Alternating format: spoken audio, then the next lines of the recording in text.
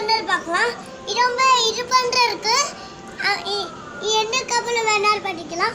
இந்த கப்பில் ஒன்று என்ன கப்பில் இருக்கோமோ அரை கப்பு 4 கப் டீச்சர்ச்சியும் ஒரு கப்பில் உண்டாச்சியும் சேர்த்துக்கலாம். ஜவ்வரிசி சேர்த்துக்கலாம்.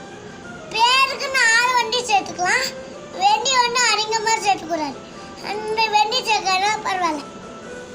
இது எல்லாத்தையும் கழுவி சுட்டு பண்ணி 5 மூட்டை ஊறிச்சிருக்கேன். 5 மணி நேரம் 5 மணி நேரம் ஊற வச்சிருக்கேன். இதை அப்படியே கீழ் பண்ணிடலாம். இதை அப்படியே சமைச்சிக்கலாம். இது பண்ணுறதுக்கு அப்படியே பண்ணிக்கலாம். இங்கே பாருங்க. இது பண்ணுறதுக்கு நம்ம என்ன கப்பல் வேணாலும் பண்ணிக்கலாம். நல்லா உட்காரு.